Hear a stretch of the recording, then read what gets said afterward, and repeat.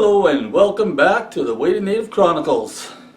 In this episode we're going to take another look at the infamous Bill C-21, and there's a lot to cover with this subject and many angles you can approach it from, but it's also a legal document, and I thought that I should reach out to someone, an expert, and a lawyer preferably, that can give a little advice and a little insight into this, check over my facts and make sure I'm not going astray on this. So I heard Ian Runkle of the Bailey was a good resource. That's a guy who really knows his firearms law. So did a little search on Facebook, see if I could reach out to him, and I got somebody. I don't know, maybe I typed in the name a little bit wrong or something like that. It's because he sounded the same over the phone, but I got a little concerned when he said he had to wait till his mom came and dropped him off, and I asked him, why, and he says, well, because I don't have a driver's license. And so, well, I don't know if this, maybe I got the wrong guy or something like that, but anyway, he's here now, so I'll let him cut in, and he'll give you an overview of the subject, and then we'll continue on from there, okay? I think I read Arifin, and I think Arifin is going to be okay in this video.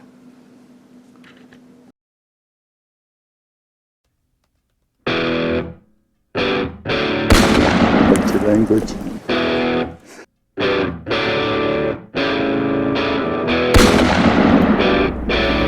Yidehto denelaki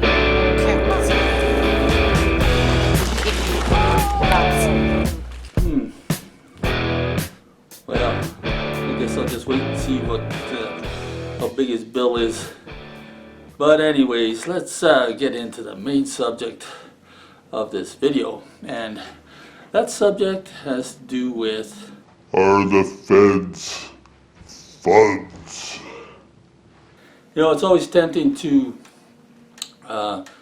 examine this subject from the point of view that your opponents are all evil and they all have nefarious goals, and they're going to undermine the country, and they really want to just control all of us. And I know that reasoning appeals to many of us, but actually I think a more productive way of approaching this subject is to consider the possibility that many people are acting in good faith, and really those people do exist, and those same people are the ones that are more likely to be persuadable when it comes to this whole affair. And that, I think, does represent a very large portion of the Canadian population. So perhaps we should examine this more in that light.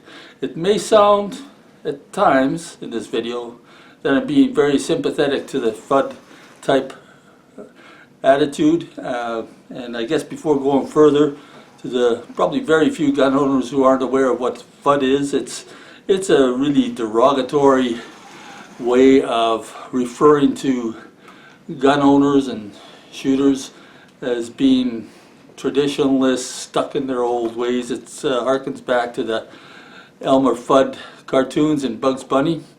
And Elmer Fudd is just a guy, he just uses his guns for hunting, and that's it. That's all the gun is for. And there are, in truth, there's many of us that's exactly what we do with our guns.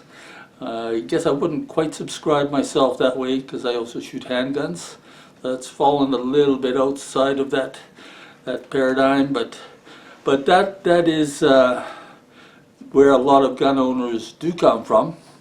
And I'd like to explore in this video a possibility that really for many Canadians this is exactly where they're coming from, even the ones that aren't currently gun owners or shooters right now. Many of them have been raised with that belief, with that mindset, that that's what guns are intended for. They're for hunting. Critical among this group are a group called politicians. They are really a part of our society, and maybe kind of an unusual, atypical part, but I think it's fair to say that they're often driven by the same motivations, plus some other motivations. But many of them are Fudds as well. And as with many things, it's not always what you're for so much as what you are against, what you're afraid of. And when it comes to the subject of gun control, what it comes down to a lot is, I think it boils down to saying, we don't want to end up like the United States. That's what motivates, you can see that the way the law is written. Why else would they be so darn against these little harmless airsoft guns? It's because it's basically kind of a culture war, isn't it? It's a war for the hearts and minds of the people and maybe the coming generation. And it's not just that, but it's also a fear that their position will be eroded as more and more people get involved in shooting sports. Because actually, when it comes to hunting, I think they can, if you're really against guns, you would take some solace in the fact that, oh, well, you see the number of hunters slowly declining over the years. And that's got a lot to do with urbanization. It has something to do with changing attitudes towards wildlife. I mean, we don't see circuses anymore, for instance, right? So there are changing attitudes involved. There are changing ways of being brought up. Hunting is also a very special undertaking in the sense that it's something you actually have to be taught. You have to be shown firsthand how to hunt. I mean, some people can overcome that hurdle, and many do. But this, if there is anything that you really need a mentor for, it would be hunting. Because it's not just a matter of getting a gun and pulling the trigger. You have to get out into the woods. You have to be able to look for sign. You have to develop that sense of care when it comes to placing your shots on the animal, looking for a backstop, making sure the bullet doesn't fly wild and hurt somebody. Once you get the animal, you have to field dress it. How you do that as a first-time hunter with nobody ever having shown you and just reading it from the books, it's hard to fathom. Even looking at a YouTube video, this is still something that you need, that first-hand, generation to generation, quite often, teaching that has to go on. And as the importance of hunting to gather food and the availability of places to do it diminishes over time, the hunting population naturally goes down, except for some odd reason in Alberta, which it's unusual in all of North America. I hear that over time our proportion of the population hunting is actually going up. So I think there's something interesting going on around here. But that said, in general, the politicians will be able to look with some solace at the fact that the numbers of guns are just going to go down and down as far as hunting goes over time. But if they see something else come on the scene that tends to increase the participation and interest in guns, that is threatening. It's threatening to them in the sense of their end of a culture war, because a lot of these things are embedded going back to the 1970s, when there really was a massacre that occurred. I mean, I can't imagine always being able to prevent every misuse of everything possible. So it's a bit unrealistic, but still, they use that a lot. They point back to that massacre that's like 50 years back almost. But it's part of a culture war. They see they have to change people's attitudes towards guns. And when you see people starting to buy, in spite of the trend downward with hunting, you see it growing quickly in terms of shooting sports like 3-gun and paintball. That by itself, even though they would let's say, no, there's absolutely no additional danger at all. And really, I think if they're honest, they have to admit that. This presents no danger to the public. Let's just be straight about it. The only danger that it presents is that it might make shooting more popular. And people might get more informed about what shooting is and develop a more rational attitude towards it, not this irrational fear that so many ignorant people have. So we have to get rid of those BB guns and stuff, anything that looks like it's a real gun. I mean, of course, watching movies that glorify violence and playing video games that are using guns and blasting people up, that's all okay, right? So the feds have to try to keep this trend of increasing gun ownership from continuing on. And I think they could see that this is going to be a real trend. It's very popular in the States already, and Canada's usually not far behind. Shooting competitions and the airsoft community, there is no doubt that that is going to become more and more popular. And it's not just among men, it's among women too, which is also just great. So they have to dampen that down. And one of the other ways that they do that, you can see it in the way the Bill C-21 is written when it comes to authorizations to carry. Now, there's a lot of people who don't even realize it, but you can get authorizations to carry a handgun in the bush. And the feds have noticed that Saskatchewan and Alberta are going to appoint their own chief firearms officers. And when they do a thing like that, what can happen is that these firearms officers, within the law, as far as I can tell, maybe I'll have to ask my high-priced lawyer here again. Don, I'm Susie White. But within the law, they could give an authorization to carry a handgun to people like fishermen or bow hunters and stuff like that. Anybody who can demonstrate that they actually need some protection in the bush and they can't carry a rifle with them. So, you know, what if that happened? That would result in a lot of people all of a sudden buying handguns. And even though you impose a lot of restrictions on them and require like a proficiency test and all that, people will go through a lot of trouble to do that. I can assure you, as someone who's worked behind the gun counter and interacted with many people over the years, they will do it, and there would be a huge surge in the number of high-powered handguns like 44 Magnums being sold in Alberta if the CFO did that. And the result of that huge surge would be people walking around in the bush with handguns, well trained for using them and all that, right? But so done right, it would result in this surge. Again, this is the same problem that the feds are afraid of. Because what if all these people are walking around in the bush using handguns and nothing bad occurs? Well, how do you explain that? And it really it continues on. It applies in the same way to the AR type rifles that are used in 3-gun.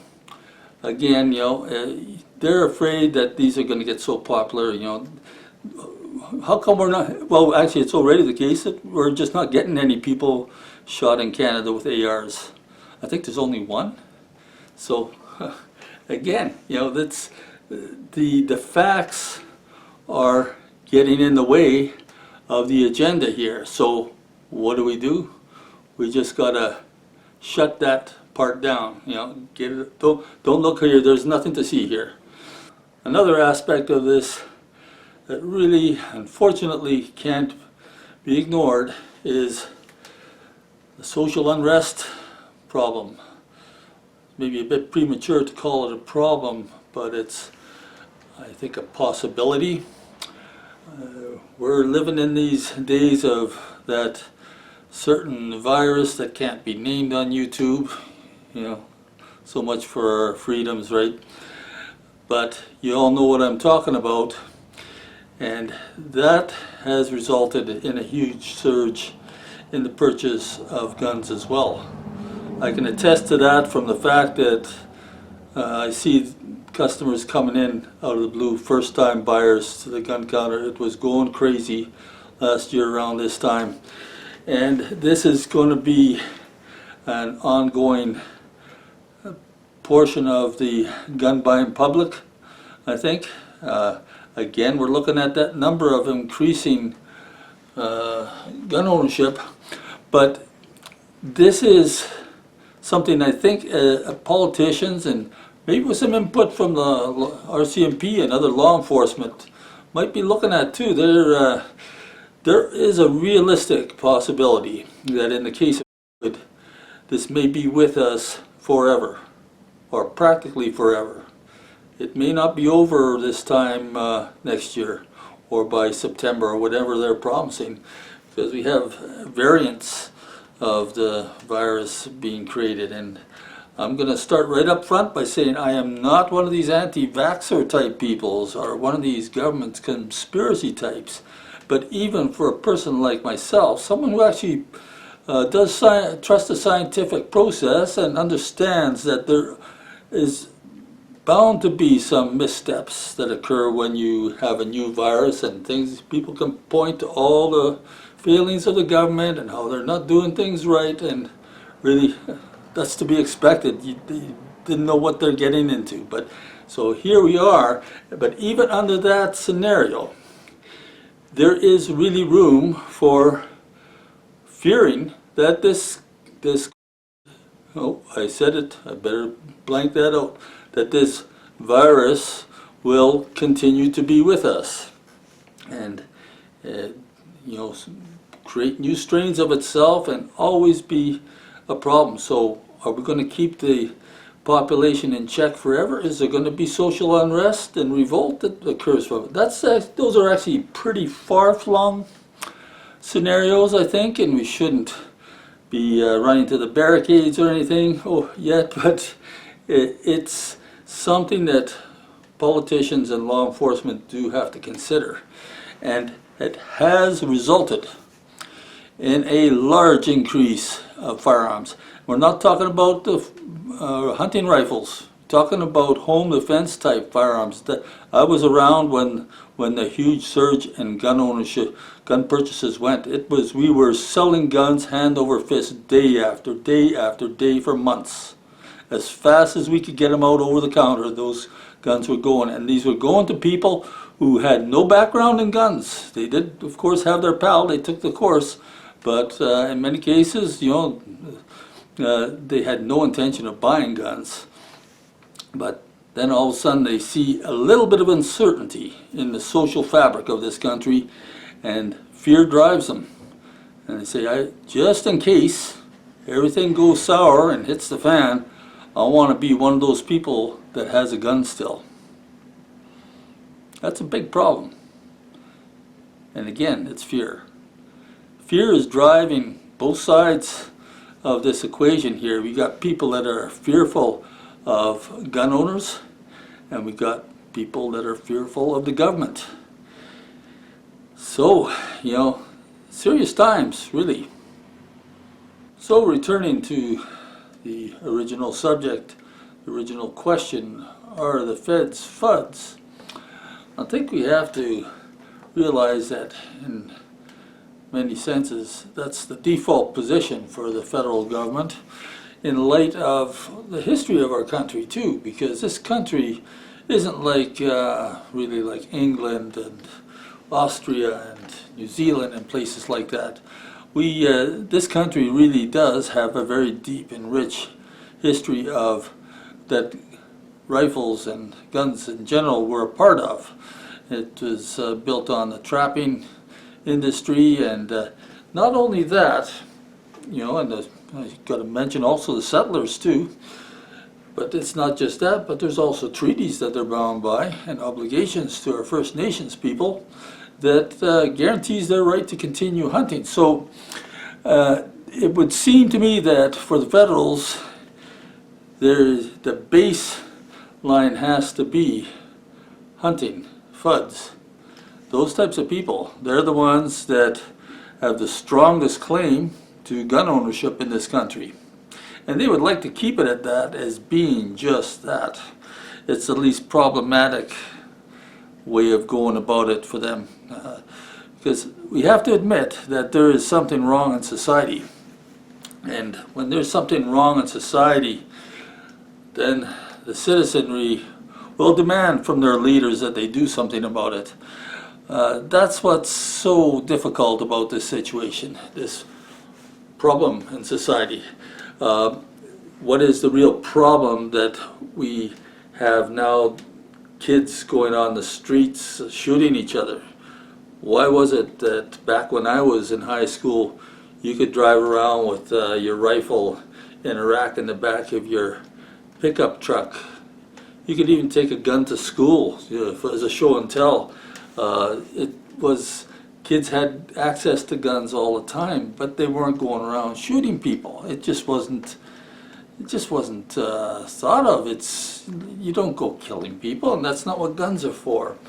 So society has changed, and a lot of it, I do believe, is due to the drug trade, and all that kind of stuff is not the fault of your average Joe. It's not like you can do anything about it if somebody else wants to take a gun and shoot somebody or kill themselves. There is real sickness in society. We could spend a whole video just on that subject, but it's not the guns that are the problem. They're the easy thing to point to, as so many people have said so often. It's just easy to point to the guns and say, there, I'm going to fix that, I'm doing something about it. But really there is a deeper, much deeper spiritual problem in society, if you ask me, that we don't regard people with the same worth as we used to. We've lost our basis for morality. And you just take a look around, brothers and sisters, you can see it happening all around you. You see these riots in the States and things like that, and spirit of lawlessness. It's not going to be long before they come for us. So we have to kind of grapple with that unfortunate reality of the modern age. Let's hope that we can keep this Bill C-21 from passing by hopefully getting rid of this federal government we have, and the NDP as well. And let's get some sensible people in place and actually work to do things that will help curtail violence in society as a whole, and to stop the importation of guns, working with inner city youth, preventing the drug abuse and gang warfare, and all those things really that are the areas where we can make an impact when it comes to improper gun use. And really the federal government could do a lot of good just by pointing to guns in a good light. I know it's kind of hard for them to do in the case of, let's say, 3-gun, where people are running around in tactical outfits. It's kind of gives that warlike image in people's minds, which I'm sure they don't like, and that's why they're against the airsoft as well. But you know, it doesn't have to be all negative. You can change the perception of people, make them well educated, and to view firearms in the proper light. They can be used in sport and for just developing your skills, because really in today's day and age, not everyone has the opportunity to go hunting, but many of them have lots of opportunity to enjoy the sport of shooting just for itself. And I think it would be a real shame if the government were to keep on pressing and pounding down on a portion of the population that has so little power to literally defend themselves against a very large voting public. We have to try to promote a good image for ourselves, and it is really unfortunate just at this time when the interest in guns just for shooting sport was increasing so nicely, and so much more knowledge was being acquired by the Canadian citizenry, that's exactly when the government decides to step in. Also, taking advantage of this Nova Scotia slaughter situation, which is so, it's so opportunistic. You know, they knew ahead of time before they passed the order in council that these guns came in over the border illegally, owned by an owner who was not allowed to have guns, and they kept that under wraps for months after they passed the order in council, using that incident to argue that we need to put more restrictions on legal gun owners. So there's a lot of dirty politics going on here. There's a lot of purposeful misinformation being put out, and all we can do is we can fight that with facts. Let them know that we're not happy, and support the proper political party to make things change around here. It's been done before. We got rid of that gun registry, remember? It can happen again, and a lot of this stuff really is distraction by the Trudeau government when it comes to their handling of the crisis. Oh, I said that word again, but that when they bungled the obtaining of vaccines for that, that is a big sore spot for them that they would rather us not look at. You know, look at those gun people over there. They're the ones you got to worry about. But there's plenty of justification to get this federal government right out of there.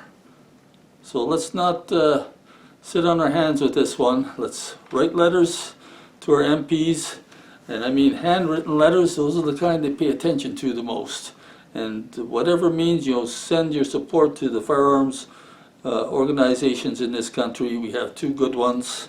I know they're a little bit at odds with each other, but let's just support them. We're all fighting on the same side here, okay? And we'll find out what happens with this situation. So until next time, God bless from the Way to Native Chronicles.